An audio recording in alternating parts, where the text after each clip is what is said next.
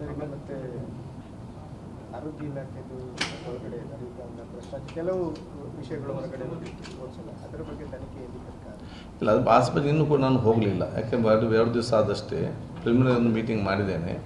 First ನಾನು ಜನರಿಗೆ ಏನು ಸೇವೆ ಕೊಡಬೇಕು ಅದು ನನ್ನ ಮೊದಲ ಆದ್ಯತೆ. ಅದನ್ನು ಸರಿಪಡಿಸೋದು ಆಡಳಿತ ಮಾಡೋ ಸಂಬಂಧಪಟ್ಟ ವಿಚಾರ ನಾನು ಮತ್ತೆ ನೋಡುವಂಥ. ಈಗ ಇಲ್ಲಿ ಯಾವ ರೀತಿ ಗೌರ್ಮೆಂಟ್ ಹಾಸ್ಪಿಟಲ್ಗಳಿಗೆ ಮತ್ತು ಪ್ರೈವೇಟ್ ಹೆಲ್ತ್ ಸೆಂಟರ್ಗಳಿಗೆ ಪ್ರೈವೇಟ್ ಮೆಡಿಕಲ್ ಕಾಲೇಜಿಂದ ಏನು MOU ಸೈನ್ ಮಾಡಿಸ್ಕೊಂಡಿದ್ದೀವಿ, ಆ ಥರ ಇಡೀ ರಾಜ್ಯದಲ್ಲಿ ಆ ಥರದ ಏನಾದರೂ ಯೋಜನೆ ಮಾಡ್ತೀವಿ ನೋಡಿ. ಎಲ್ಲಿ ಎಲ್ಲ ಸರ್ಕಾರಿ ವೈದ್ಯರು ಮತ್ತು ಡಾಕ್ಟರ್ಗಳು ಮತ್ತು ಸಿಬ್ಬಂದಿ ವರ್ಗದವರು ಇದ್ದಾರೆ ಅಲ್ಲಿ ಯಾವುದನ್ನು ಕೂಡ ಯಾರಿಗೆ ವಹಿಸುವಂಥ ವಿಚಾರ ಇಲ್ಲ.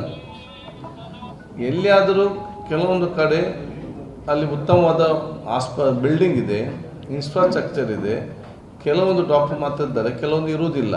ಆಗ ನಾವು ಅವರ ಸಹಕಾರ ತಗೊಳ್ಳೋದು ಮಾತ್ರ. ಅದು ಆಡಳಿತ ವ್ಯವಸ್ಥೆ ನಮ್ಮ ಇದ್ದಂಥ ವೈದ್ಯರಿಗೆ ಹೆಚ್ಚುವರಿಯಾಗಿ ಕೊಡುವಂಥದ್ದು. ಒಂದು ಮದರ್ ಆ್ಯಂಡ್ ಚೈಲ್ಡ್ ಆಸ್ಪತ್ರೆಯಿಂದ ಮಕ್ಕಳ ತಾಯಿ ಮತ್ತು ಮಕ್ಕಳ ಆಸ್ಪತ್ರೆಯಲ್ಲಿ ಕಡ್ಡಾಯವಾಗಿ 3 ಜನ ಬೇಕೇ ಬೇಕು. ಒಂದು ಮಕ್ಕಳ ವೈದ್ಯರು ಬೇಕು, ತಜ್ಞರು ಬೇಕು, ಪೀಡಿಯಾಟ್ರಿಷಿಯನ್ ಬೇಕು, ಇನ್ನೊಂದು ಹೆರಿಗೆ ತಜ್ಞರು ಬೇಕು, ಗೈನಕಾಲಜಿಸ್ಟ್ ಬೇಕು, ಇನ್ನೊಂದು NSCC ಬೇಕು.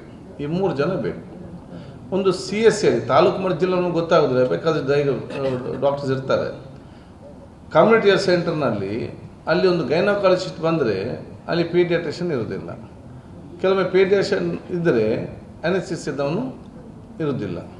ಆವಾಗ ಅದನ್ನು ಗುರುತಿಸಿಕೊಂಡು ಅಲ್ಲಿ ಏನು ಕೊರತೆ ಇದೆ ಅದನ್ನು ನಾವು ಫ್ರೀಯಾಗಿ ನಾವು ಆ ಆಸ್ಪತ್ರೆಯನ್ನು ಸಹಕಾರ ಪಡೆದುಕೊಂಡು ಕೆಲಸ ಮಾಡಿಸೋದ್ರಲ್ಲಿ ತಪ್ಪೇನಿದೆ. ಹಿಂದೆನೂ ನೀವು ನಿಮ್ಮ ಅಂದ್ರೆ ವ್ಯವಸ್ಥೆ ಬರೋಕ್ಕಿಂತ ಮುಂಚೆನೇ ಹಿಂದೆನೂ ಉಳ್ಳಾಲದಲ್ಲಿ ಮಾಡಿದೆ, ಹಾಸ್ಪಿಟಲ್ದಲ್ಲಿ ಎಲ್ಲ ಬಂದು ಮಾಡ್ತಾ ಇದ್ರು. ಈಗ MOU ಇಂದ ಏನು ಅಂದ್ರೆ ಈಗ ಇದರಿಂದ ಮುಂಚೆ ಯಾರು ಕೂಡ ಮಾಡ್ತಿರಲಿಲ್ಲ, ಬಂದು ಯಾರು ಕೂಡ ಮಾಡ್ತಿರಲಿಲ್ಲ. ನನ್ನದೇ ಅನುಭವ ನನಗೆ ಉಳ್ಳಾಲದಲ್ಲಿ ಆಗಿದೆ. ನಾನು ಅಷ್ಟು ದೊಡ್ಡ ಆಸ್ಪತ್ರೆ ಅಷ್ಟು ಚಂದ ಎಲ್ಲ ಇನ್ಫ್ರಾಸ್ಟ್ರಕ್ಚರ್ ಇಟ್ಟುಕೊಂಡು ನನಗೆ 4-5 ವರ್ಷಗಳು ಬಹುಶಃ ಅಲ್ಲಿ ಪೇಷಂಟ್ಗಳೇ ಬಹುಶಃ ಇವತ್ತು ಬರೀ 60ಕ್ಕೆ ಸೀಮಿತವಾಗಿತ್ತು.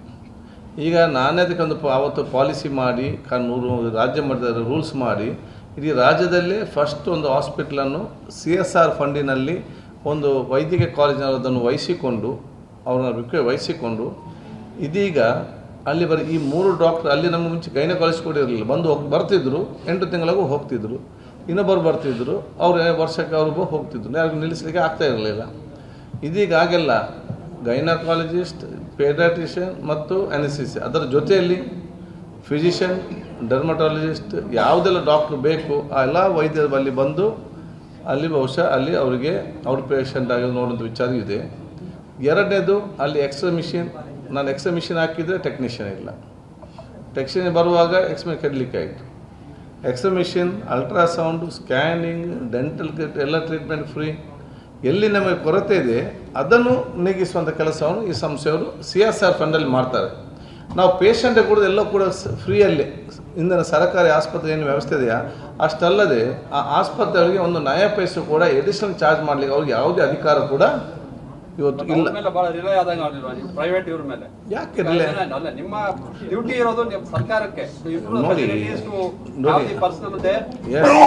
ಡ್ಯೂಟಿ ಕರೆಕ್ಟ್, ನಾನು ಇಲ್ಲ ಅಂತ ಹೇಳೋದಿಲ್ಲ. ಬಟ್ ಮ್ಯಾನ್ ಪವರ್ಗೆ ಸಂಬಂಧಪಟ್ಟಾಗೆ ನಾವು ಎಷ್ಟೇ 1.5 ಲಕ್ಷ ದುಡ್ಡು ಕೊಡ್ತಾ ಹೋದ್ರು ಕೂಡ ವೈದ್ಯರು ನಮಗೆ ಬರ್ತಾ ಇಲ್ಲ. ವೈದ್ಯರು ಬೌದ್ಧಲ್ಲ ಅಂತ ಹೇಳಿದರೆ ಅವನ ಕುತ್ತಿಗೆ ಕೈಯನ್ನು ಬಂದು ಕೆಲಸದಲ್ಲಿ ಕೂತ್ಕೊಳ್ಳೋದು ನನಗೆ ಹೇಳಲಿಕ್ಕಾಗ್ತದ? ಇದರಲ್ಲಿ ಅವ್ರು ಬರೋದಿದ್ದರೆ ನಾವು ಯಾರು ಬರ್ತಾರೆ ಅವ್ರು ಬಾರಿಸಿ ಅಲ್ಲಿ ಬೇಕಾದಷ್ಟು ಅವರ ಸ್ಯಾಲರಿ ಕೊಡ್ತಾರೆ. ಇದಕ್ಕೆ ಅವರು ಪಾರ್ಟ್ ಟೈಮಲ್ಲಿ ಬಂದು ಇಲ್ಲಿ ಕೆಲಸ ಮಾಡ್ತಾರೆ. ನಮಗೇನು ಪ್ರಾಬ್ಲಮ್? ನಾವು ಜನರಿಗೆ ಸೇವೆ ಸಿಕ್ಕಿದ್ರೆ ಆಯ್ತಲ್ವಾ? ನನಗೆ ಇಲ್ಲಿ ಗೌರ್ಮೆಂಟಾ ಪ್ರೈವೇಟ್ ಅಂತ ಮುಖ್ಯ ಅಲ್ಲ. ನನಗೆ ಜನಸಾಮಾನ್ಯರಿಗೆ ಉಚಿತವಾದ ಚಿಕಿತ್ಸೆ ಸಿಗಬೇಕು, ನಮಗೆ ಜನರು ಮುಖ್ಯ ಇಲ್ಲಿ. ಆದ ಕಾರಣ ಇದು ಸಣ್ಣ ರಾಷ್ಟ್ರಗಳಲ್ಲಿ 6 ಲಕ್ಷ 10 ಲಕ್ಷ ಜನಸಂಖ್ಯೆ ರಾಷ್ಟ್ರಗಳಿದೆ. ಅಲ್ಲಿ ಇನ್ಶೂರೆನ್ಸ್ ಅಕೌಂಟಲ್ಲಿ ನಾರ್ವದಲ್ಲಿ ಫ್ರೀ ಕೊಡ್ತಾರೆ. ಅದೇ ಇಲ್ಲಿ 100 ಕೋಟಿದ ಕಡೆಯಲ್ಲಿ ಕೊಡಲಿಕ್ಕೆ ಆಗೋದಿಲ್ಲ. ಅದಕ್ಕಾಗಿ ಹೆಲ್ತ್, ಹೌಸಿಂಗ್ ಮತ್ತು ಎಜುಕೇಷನ್ ಗೌರ್ಮೆಂಟು ಇದೆ, ಪ್ರೈವೇಟು ಇದೆ. ಕೆಲವು ದೇಶದಲ್ಲಿ ಗೌರ್ಮೆಂಟ್ ಮಾತ್ರ ಇದೆ. ಅದು ನಮ್ಮ ದೇಶದಲ್ಲಿ ಕೊಡಲಿಕ್ಕೆ ಆಗೋದಿಲ್ಲ ಅಂತ ಹೇಳಿಕೊಂಡೆ ಇವತ್ತು 2 ಸೆಕ್ಟರ್ ಹೀಗಲ್ಲ, ಅದು ಹಿಂದಿನ ಕಾಲದಲ್ಲಿ ಕೂಡ ಬಂದಂಥ ಒಂದು ಪಾಲಿಸಿ ಇದರಲ್ಲಿ private housing, health and education ಸೆಕ್ಟರ್ನಲ್ಲಿ. ಸರ್, ಈಗ